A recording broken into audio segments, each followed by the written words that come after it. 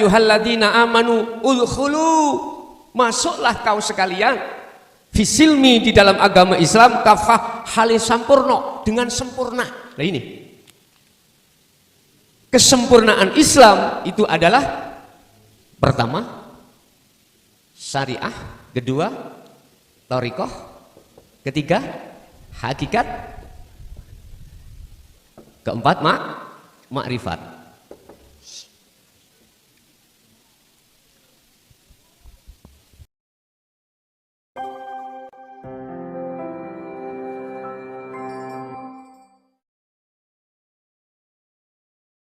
Ajaran Rasulullah yang terkesan ditutup-tutupi di tengah umum. Ajaran apakah itu? Tolong dibuka surat Al-Baqarah ayat 208. Surat Al-Baqarah ayat 208. HP-nya yang punya paketan dibuka. Kalau langsung ada Quran dibuka.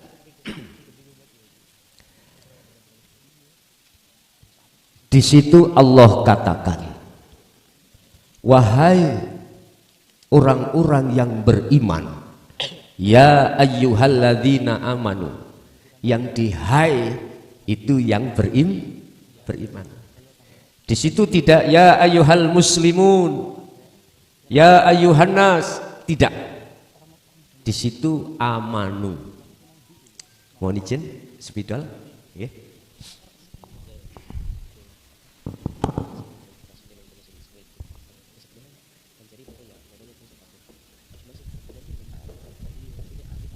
Surat apa tadi? Al-Baqarah ayat 208.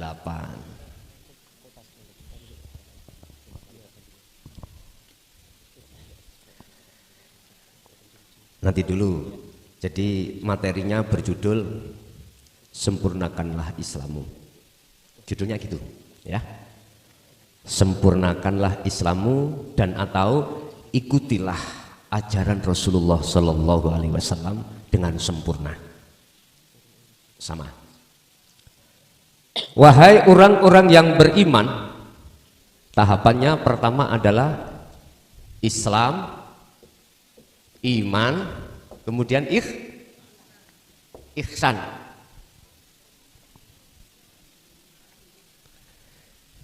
Wahai orang-orang yang beriman, orang yang beriman adalah orang yang meninggalkan larangan dan menjalankan perintah. Ketika kita menjalankan perintah dan meninggalkan larangan yang sudah dituangkan di dalam hukum syariah yang diemban oleh Kanjeng Nabi Muhammad, berarti itu termasuk orang yang beriman. Buktinya jasad kita meninggalkan larangan dan menjalankan perintah, paham ya? Oke, sistemnya kita itu bintek, kayak lebih mengena. Itu iman. Menyentuh sebatas jasmani. Ada kata password, kata kunci yang harus panjenengan ketahui sebelumnya, biar nanti mudah memahami. Apa? Ketika Allah menciptakan manusia insan kita ini, sambil berdiri nggak apa-apa nggih, izin. Ada dua unsur disebut manusia. Allah ciptakan jasmani kita dari saripati tanah.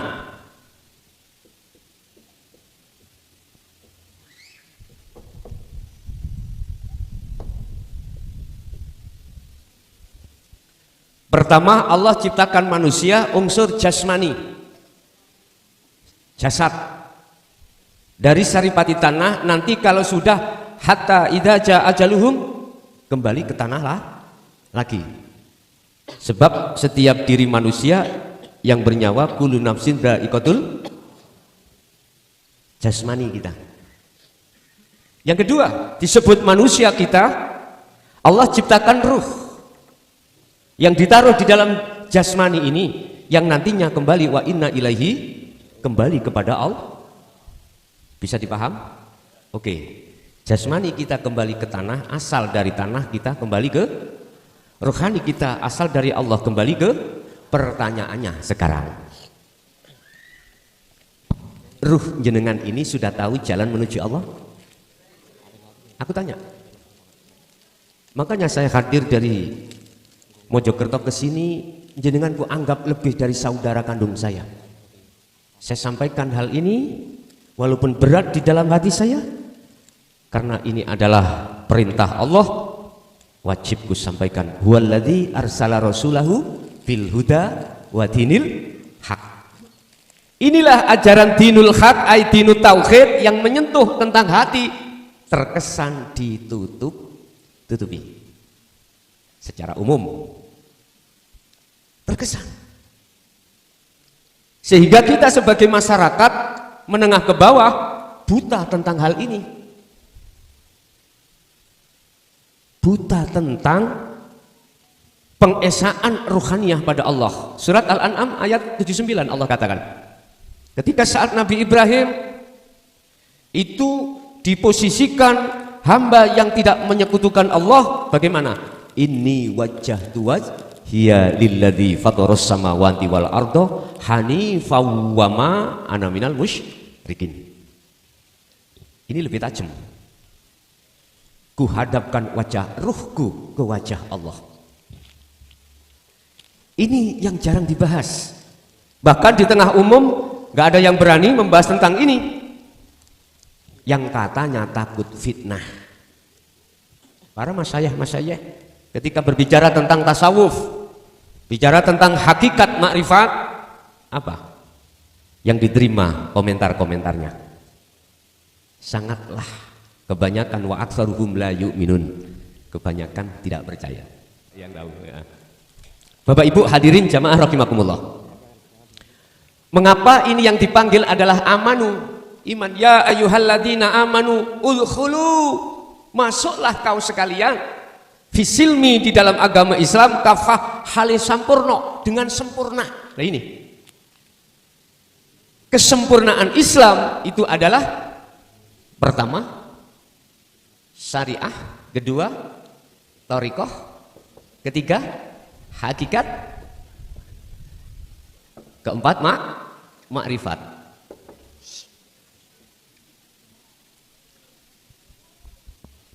Apa syariah? Syariah adalah ilmu, sistem, bagaimana caranya sholat itu benar. Syariah, ilmunya, sistemnya, itu syariah. Terus thariqah. Apa thariqah? Jalan. Nama sholat itu adalah thariqah, jalan yang diberikan oleh Allah untuk kita manfaatkan untuk bertemu Allah. Caranya bisa bertemu Allah. Hakikat apa? Tujuan. Hakikat makrifat, ini pekerjaan ruhaniyah. Syariat thariqat, ilmu yang kita pahami tentang bagaimana cara sholat yang benar. Nama sholat adalah thariqah, itu sebatas yang dilakukan oleh jasmani. Ruhani belum. Lah, ruhani harus dididik dengan hakikat tauhid, untuk supaya tujuan Anda sholat itu benar. Makanya saya katakan hakikat itu apa? Tujuan. Apa tujuannya orang sholat? Bertemu Allah. Innallaha rabbi wa rabbukum fa'budu hadza siratum mustaqim. Sesungguhnya Allah itu Tuhanku dan Tuhanmu. Fa'budu, sembahlah Dia.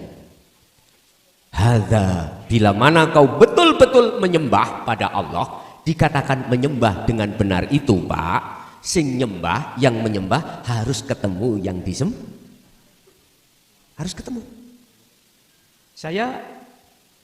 Tujuan saya dari rumah ke sini adalah silaturahim. Tujuan hakikatnya. Syariatnya saya numpak mobil, thariqahnya adalah jalan. Lewat mana? Salatiga turun sampai ke sini. 7 jam. Betul.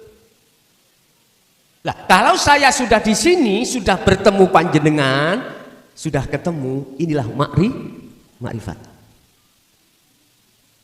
Kita apa tujuannya? Bertemu Allah, sholat.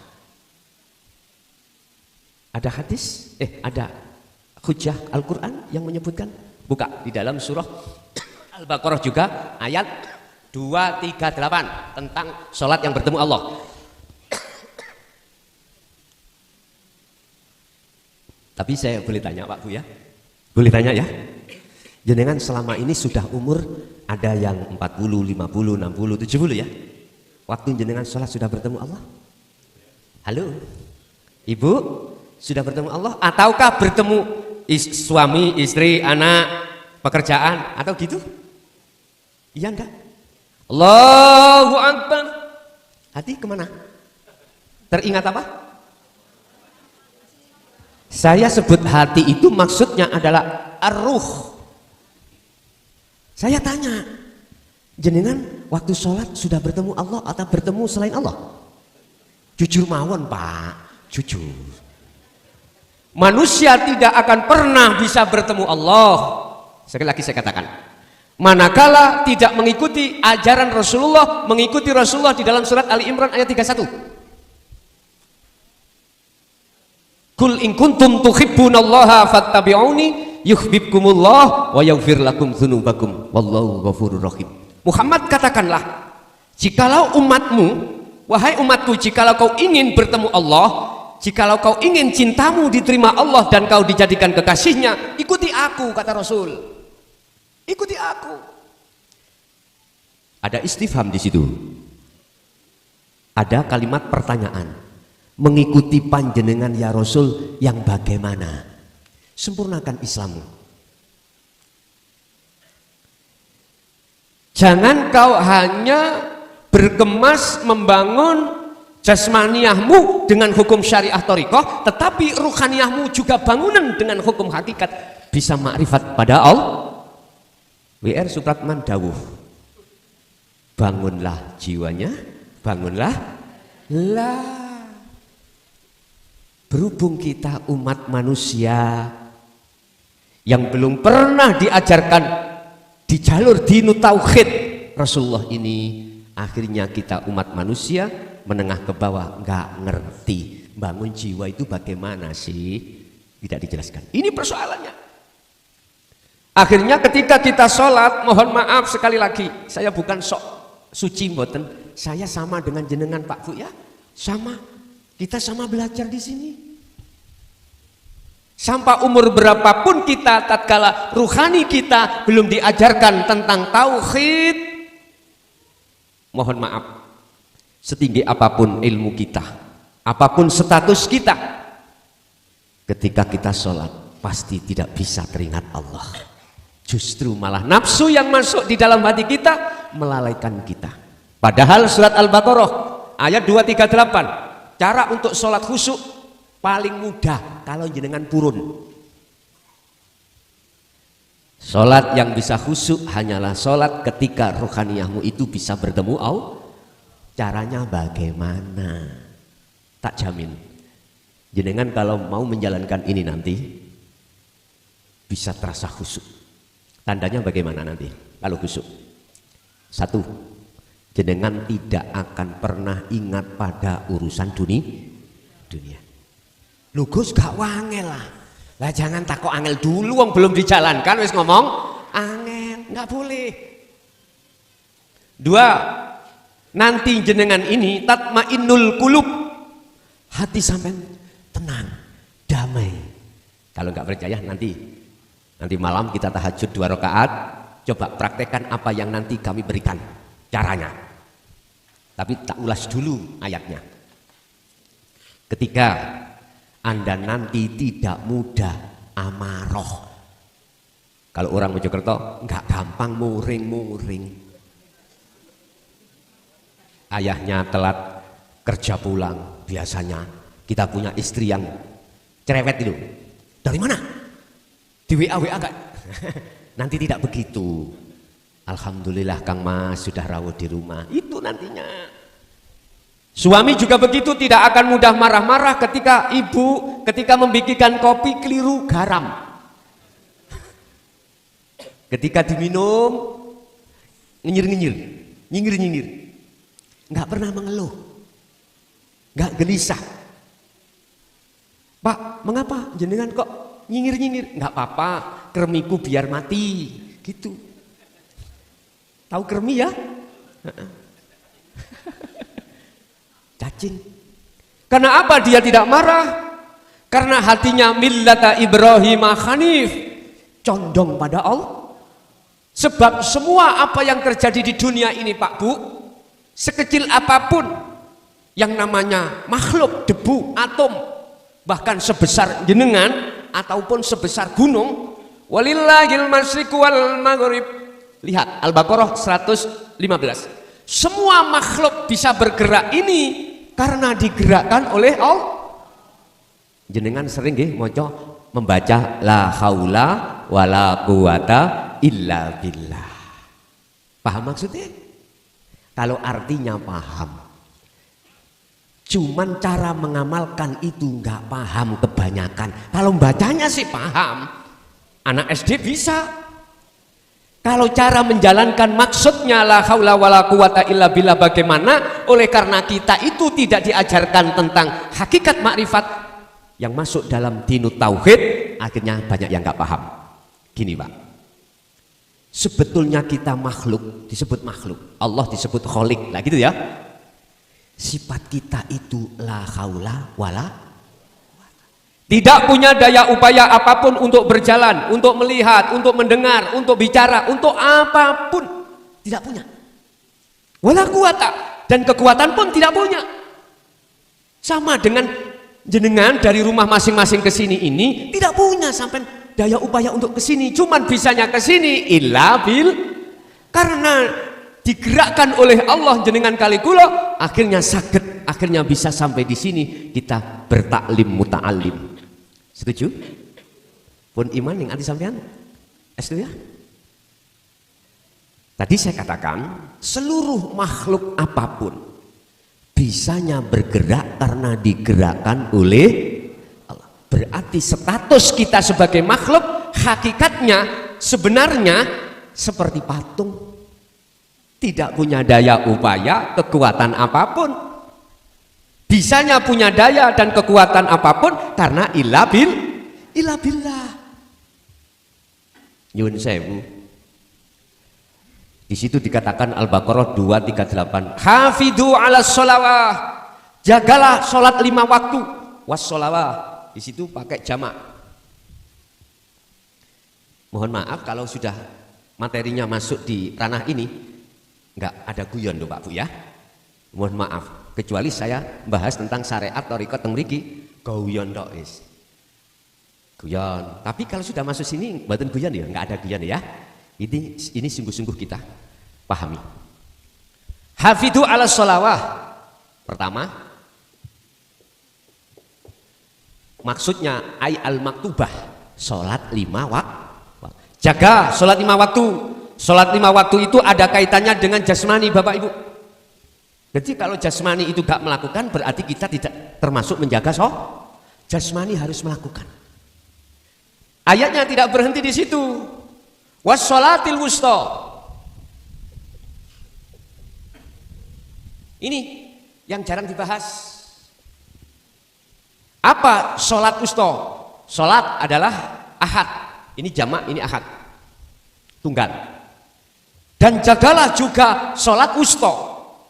Niki kalau tafsir muhakamah ya sholat asar itu.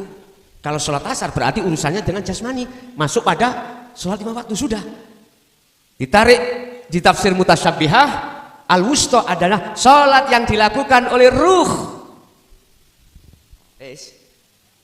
Ini keterbatasan ulama-ulama tasawuf sebelum 2014 takut menjelaskan tentang wassolatil wusta di tengah umum.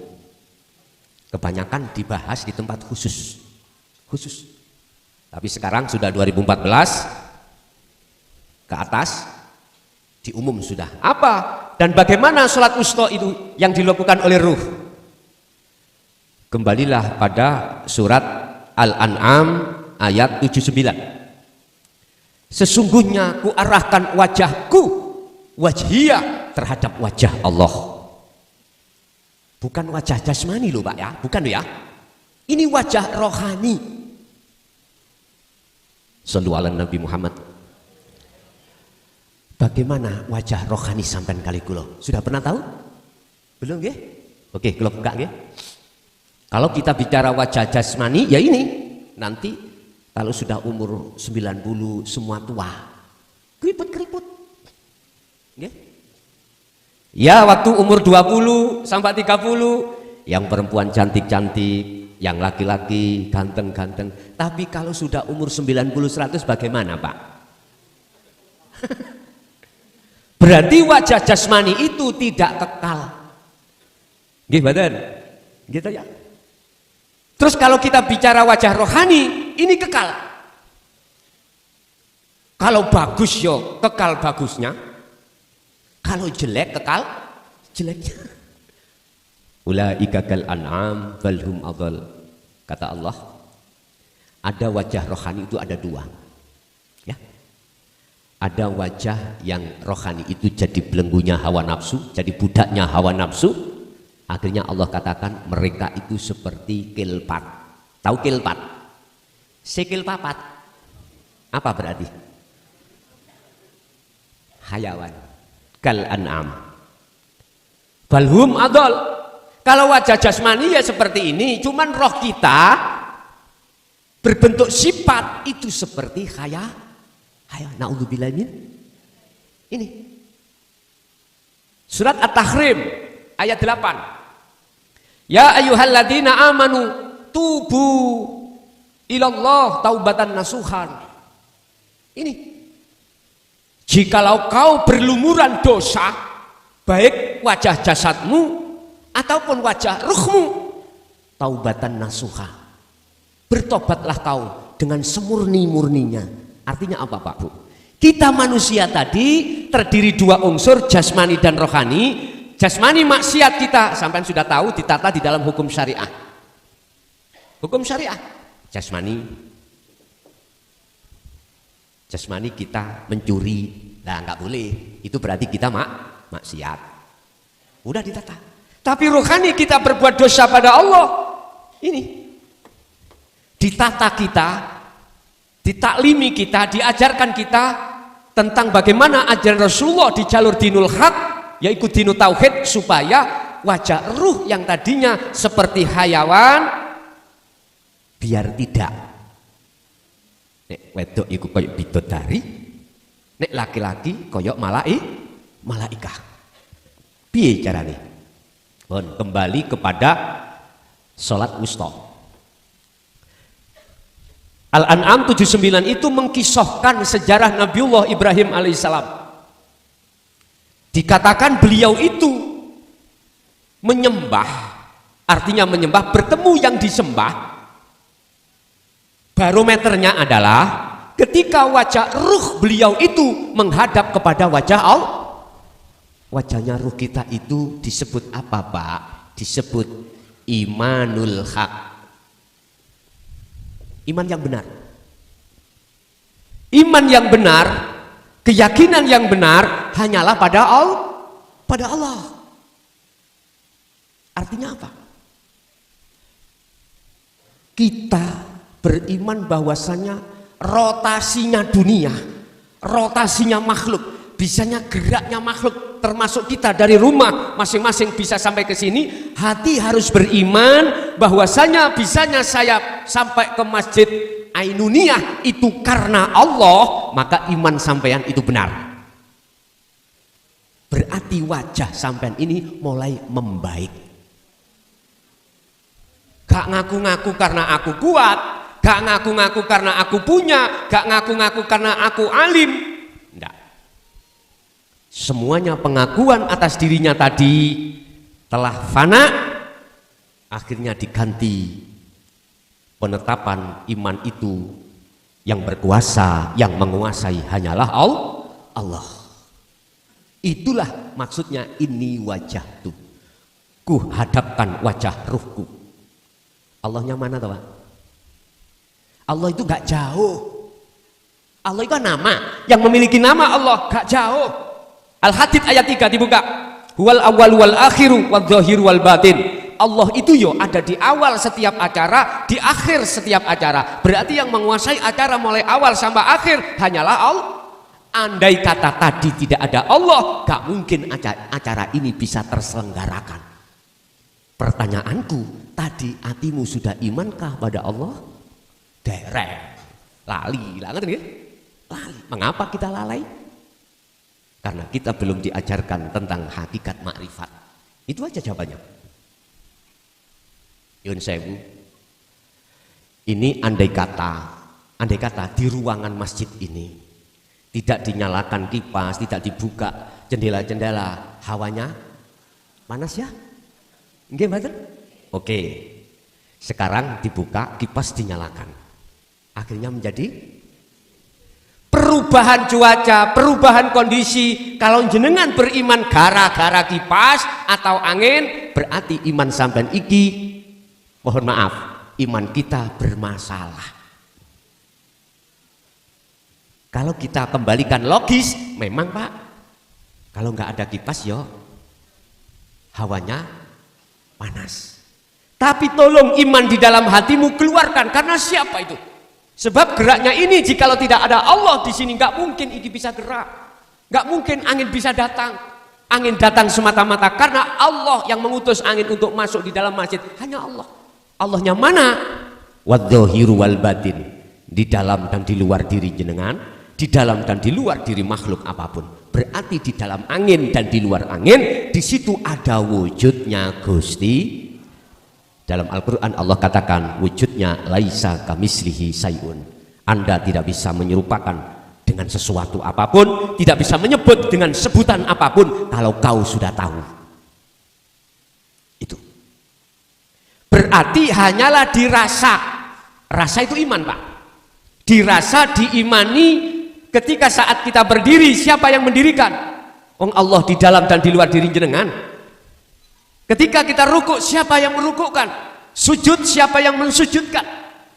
Membaca rukunnya, sholat, siapa yang membacakan? Kalau di situ tidak ada Allah, bisakah jenengan gerak sendiri? Halo? Dalile wis cetha la haula wala quwata. Jelas nggih? Itulah sholat wusta, sholatnya ruh, wajhiyah, wajah Allah yang dimaksud adalah hidup yang menguasai segala hal apapun. Itu wajah Allah. Hanifan, olehnya jenengan menghadapkan itu dengan sungguh-sungguh. Artinya Pak Bu, mulai takbiratul ihram sampai salam, tolong silahkan lesan membaca rukunnya sholat, tapi hati jenengan harus berzikir pada Allah. Artinya zikir adalah ingat. Artinya ingat adalah sadar diri, hati kita menyadari, merasakan sesungguhnya yang menggerakkan kita mulai takbiratul ihram sampai salam semata-mata hanyalah hanifan. Teruskan, sibukkan hatimu untuk merasakan kehadiran Allah yang menggerakkan dirimu. Mulai takbiratul ihram sampai salam hanyalah Allah. Jikalau kau mau untuk selalu hati kau sibukkan merasakan kehadiran Allah di dalam dan di luar tubuhmu, maka tak jamin kau tadi tidak akan ingat terhadap urusan-urusan selain Allah. Dicoba, nanti dicoba. Apakah bisa langsung 2 rakaat itu terus ingat ya? Wong namanya belajar bedil. Sampai tangkep Pak tentara, Pak polisi. Pertama itu jelas gak titis, mesti meleng. Apalagi kita tidak dikasih ilmunya, bagaimana caranya kita membidik, nggak bisa. Kadang-kadang goyang napas kita itu sudah melenceng, nggak ngerti ilmunya. Sholat kita nggak bisa hanifan, condong hati pada Allah, nggak bisa kalau tidak kita ilmuni, tidak kita ajarkan hakikat menuju makrifat ini kita terima, nggak bisa. Harus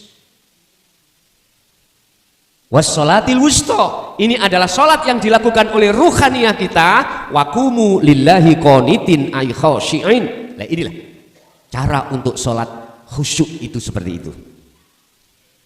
Bahkan ayat ini kalau boleh saya artikan, 238 Al-Baqarah itu wajib hukumnya sholat itu khusyuk. Wajib hukumnya sholat itu bertemu Allah. Mengapa selama ini kita tidak seperti itu? Jawabannya cuma satu, karena kita belum dididik tentang dinut tauhid. Itu persoalannya. Jikalau para arif menyampaikan sebelum 2014 mesti secara sembunyi-sembunyi, Bu. Tidak berani terang-terangan seperti ini, nggak berani. Karena takut fitnah.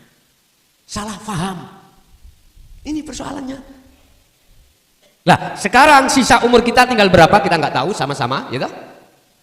Ayo kita manfaatkan sisa umur kita untuk melakukan ibadatul, di samping ibadatul jawareh, ibadah sebangsa jasmani yang sudah diatur di dalam hukum syariah, juga ruhaniyah, ibadah bongso hati atau ruhaniyah yang ditata di dalam hukum hakikat menuju makrifat. Artinya ayo belajar kita sholat dengan khusyuk. Sebab besok yang ditanyakan amaliyah pertama adalah mutu nilai sholat. Tatkala mutu nilai sholat kita di mata Allah bagus, maka baguslah lainnya. Sebaliknya, kalau jelek, jeleklah. Inna sholata tanha anil faksha wal mungkar. Ini maksudnya sholat yang khusyuk, bos. Bukan sholat asal-asalan. Sholat yang khusyuk. Tarkib definisi sholat khusyuk adalah ketika jenengan sholat ruhaniyah ini rindu untuk bertemu Allah dan bertemu Allah. Sebab mohon maaf Pak Bu, setiap detik kita itu dilayani Allah. Dalam hal apapun. Mata berkedip gini aja, kalau tidak dikedipkan Allah bisa kedip sendiri. Terus bagaimana rasanya satu hari nggak bisa kedip? Dicoba aja. Digendeng ini terus ya. Satu hari, gimana rasanya? Ini tingkatan sepele, tapi nggak bisa diukur dengan nilai uang. Belum lagi nafas dikeluarkan Allah, dimasukkan Allah, membawa oksigen, bisa bayar dengan. Halo, bisa bayar nang Allah? Mboten saged.